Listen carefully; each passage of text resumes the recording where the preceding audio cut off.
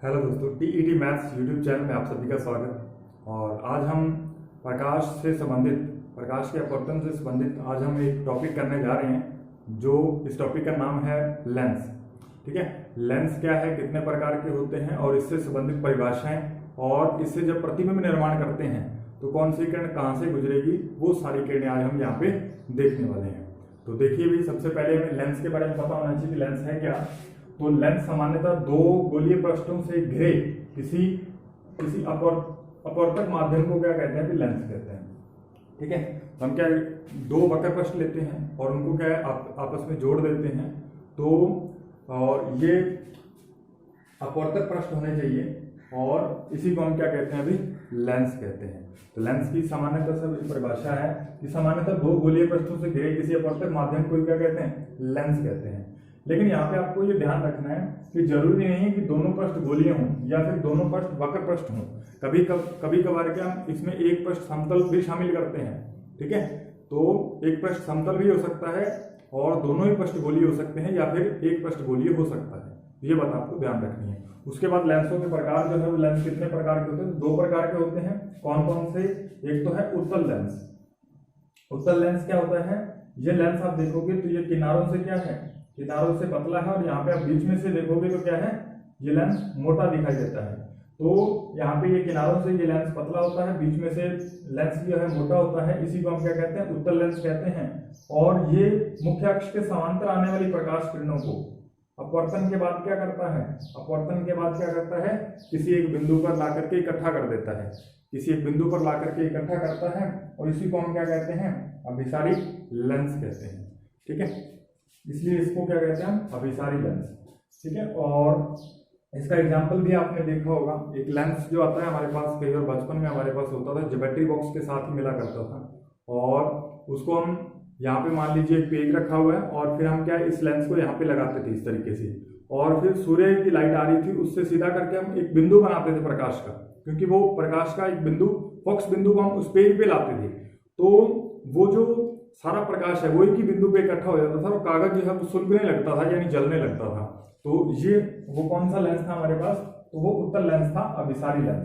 ठीक है, दूसरे प्रकार का लेंस जो है वो अवतल लेंस होता है और इसको हम अपसारी लेंस भी कहते हैं। ये लेंस क्या है, किनारों से तो मोटा होता है, यहाँ पे आप देख सकते हो, और बीच में से ये क्या लेंस है, पतला हो जा रहा है। ठीक है, तो ऐसा लेंस जो किनारों से क्या है मोटा हो और बीच में से पतला हो, ऐसे लेंस को हम क्या कहते हैं, अवतल लेंस। और इसका एक गुण होता है कि ये अपने मुख्य अक्ष के समांतर आने वाली प्रकाश किरणों को अपवर्तन के बाद क्या करता है, फैला देता है। ठीक है, अपवर्तन के बाद क्या करता है, फैला देता है। मान लीजिए एक प्रकाश किरण इसके मुख्य अक्ष से यहाँ आ रही थी, एक प्रकाश किरण मुख्य अक्ष से यहाँ आ रही है, ये अपवर्तन के बाद ये किरण इधर चली जाएगी और ये किरण इधर चली जाएगी, ये किरणें आप देखोगे फैल रही हैं। ठीक है, और ये क्या करता है, यहाँ पे आप देखिए मुख्य अक्ष के समांतर आ रही है, ये भी मुख्य अक्ष के समांतर, और ये मान लीजिए इसका मुख्य अक्ष है, ये फोकस बिंदु है, तो ये किरणें जो है वो यहाँ पे इकट्ठी हो जाती है इसके फोकस बिंदु पे। ठीक है, तो ये बात आपको थोड़ी सी ध्यान रखनी है। ठीक है, तो ये लेंस दो प्रकार के होते हैं, उत्तल लेंस और अवतल लेंस, इसके बारे में हमने पढ़ा। अब हम देखते हैं कि लेंस से संबंधित परिभाषाएं देखते हैं। तो वो आप देखिए, सबसे पहली परिभाषा हम देखते हैं, वक्रता केंद्र। ठीक है, दूसरी परिभाषा हम देखेंगे वक्रता त्रिज्या। ठीक है, और फिर हम देखेंगे फोकस बिंदु। ठीक है भाई, और फिर इसके बाद प्रकाशिक केंद्र, मुख्य अक्ष। ठीक है, और ये सारी परिभाषाएं आज हम देखने वाले हैं। तो सबसे पहले हमें क्या करना है, देखिए आप ध्यान से। तो सबसे पहले यहाँ पे आप देखिए, सबसे पहले हम वक्रता केंद्र की बात कर लेते हैं। वक्रता केंद्र क्या है, तो यहाँ पे आप देखोगे कि ये जो हमारे पास लेंस था, ये वाला लेंस, ठीक है, ये वाला जो लेंस था, इसको हमने किसी न किसी गोलीय पृष्ठ से काटा है। और ये वाला इधर वाला जो लेंस है, इसको भी हमने क्या है, यहाँ से ये इस गोला ये जो बन रहा था पूरा, इससे हमने ये वाला एक पृष्ठ इसका काट लिया, और ये जो इधर गोला बन रहा था इससे हमने यहाँ तक का पृष्ठ काट लिया और दोनों को मिला दिया। तो ये जो हमारे पास बना, इसी को हमने क्या कहा था, उत्तल लेंस। ठीक है, ये परिभाषाएं उत्तल लेंस से भी देखेंगे, अवतल लेंस से भी देखेंगे। तो सबसे पहले आप यहाँ पे ध्यान दीजिए कि ये हमारे पास जो है, ये हमने उत्तल लेंस बना रखा है, ये अवतल लेंस बना रखा है। अब इसमें ये आप देखोगे ये दोनों गोले हैं, यहाँ से हमने इस गोले से यहाँ तक एक पृष्ठ काटा और इस गोले से हमने यहाँ से लेके यहाँ तक एक पृष्ठ, इधर वाला ये वाला एक पृष्ठ काट लिया। इन दोनों को मिला दिया तो ये हमारे पास क्या बन गया, उत्तल लेंस बन गया। अब देखिए इसमें यहाँ पे हम वक्रता केंद्र की परिभाषा पढ़ने जा रहे हैं। तो वक्रता केंद्र क्या होता है, ये जो हमने गोलीय पृष्ठ जिस गोले का भाग है, गोलीय पृष्ठ जिस गोले का भाग है उस गोले का केंद्र वक्रता केंद्र कहलाता है। आप इसे क्या है C1 से भी लिख सकते हो, चाहो तो आप इसे C1 से लिख सकते हो या फिर 2F1 से। इसे ज्यादातर हम किससे लिखते हैं, 2F1 से लिखते हैं, तो हम भी इसको 2F1 से ही मान के चलेंगे। ये जो 2F1 है ये क्या है, इसका वक्रता केंद्र है। और ये जो हमारे पास दूसरा पृष्ठ है, जो दूसरा गोला था उससे हमने जो दूसरा पृष्ठ काटा, इसका केंद्र जो है वो यहाँ पे हमने ले लिया 2F2, इसको नाम दे दिया। और इसको भी हम क्या कहते हैं, दूसरा जो पृष्ठ हमने काटा उसका क्या है, ये वक्रता केंद्र है। ठीक है, तो इतनी बात आपको समझ में आई होगी। जरूरी नहीं है कि दोनों पृष्ठ एक जैसे ही हो भी सकते हैं और नहीं भी हो सकते। ठीक है, दोनों पृष्ठ अलग अलग भी हो सकते हैं और एक जैसे भी हो सकते हैं।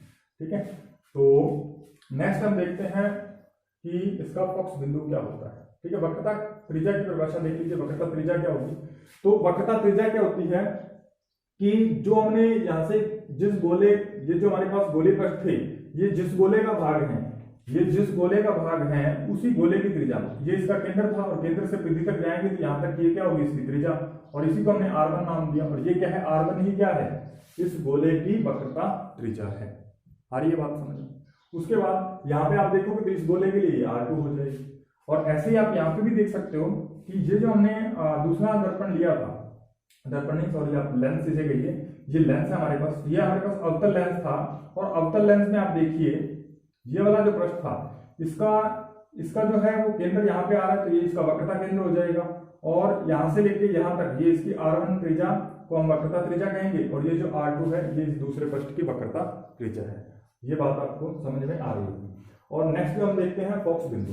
तो फोकस बिंदु क्या होता है, ये जो हमारे पास ये 2F1 आया, इसकी दूरी को आधा कर दीजिए। ये O पॉइंट, ये जो हमारे पास पृष्ठ था इस पूरे की दूरी को आधा कर दीजिए। यहाँ पे मैंने इसके बाहर लिखा रखा है, वैसे ये यहाँ पे आधा बनेगा तो वो आप देख लीजिएगा। ठीक है, तो यहाँ पे ये जो 2F1 है, यानी इस ये जो हमारे पास दूरी आई वक्रता त्रिज्या, इस दूरी के आधे पे जो भी बिंदु आएगा यहाँ पे इस मुख्य अक्ष पे आधा जो यहाँ पे आएगा, यानी यहाँ पे ये दूरी 5 सेंटीमीटर है, तो ये इस पृष्ठ से यहाँ तक की दूरी कितनी, 2.5 सेंटीमीटर यानी 2.5 सेंटीमीटर होनी चाहिए।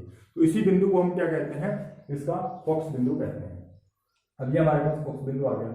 उसके बाद यहाँ पे आप दूसरी तरफ देखोगे तो दूसरे पृष्ठ के लिए आपने सेम परिभाषा को अप्लाई कर देना है।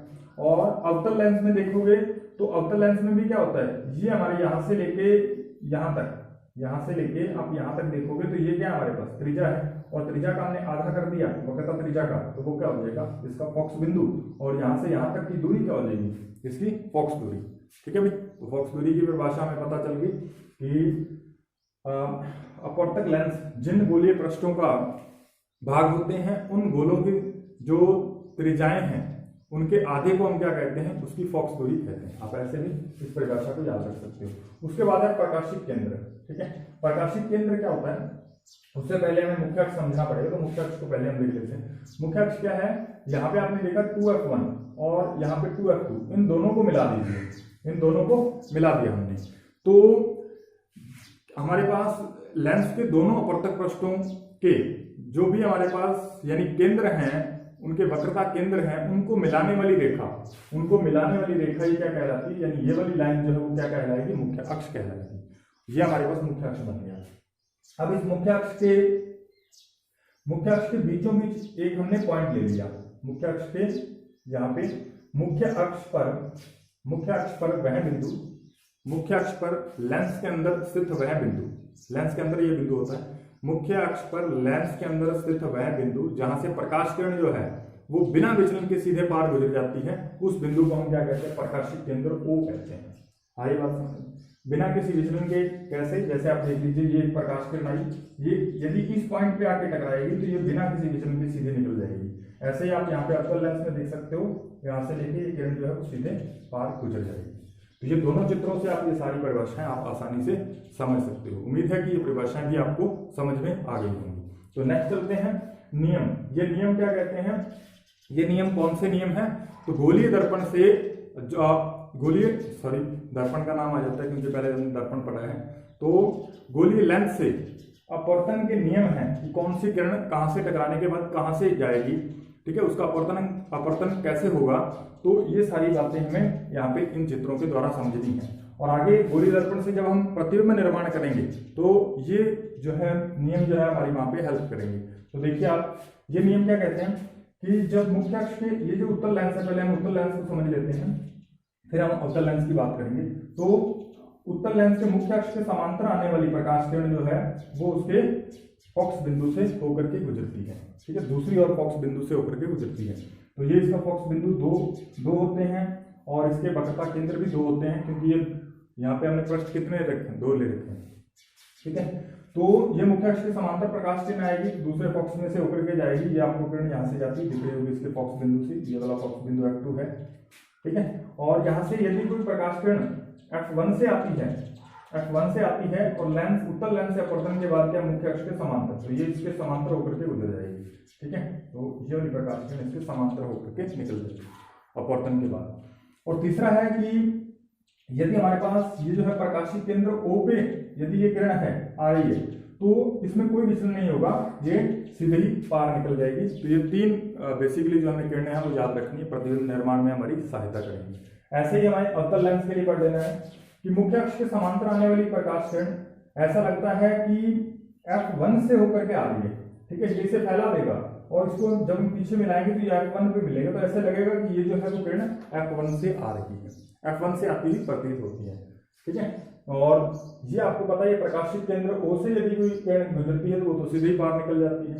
और यदि यहाँ पे कोई प्रकाश किरण F2 पे यदि आपतित होती हुई प्रतीत होती है, ऐसा लगता है कि F2 में से होकर के गुजर रही है, तो ये जो किरण है ये अपवर्तन के बाद क्या मुख्य अक्ष के समांतर हो जाती है, इस तरीके से चली जाती है।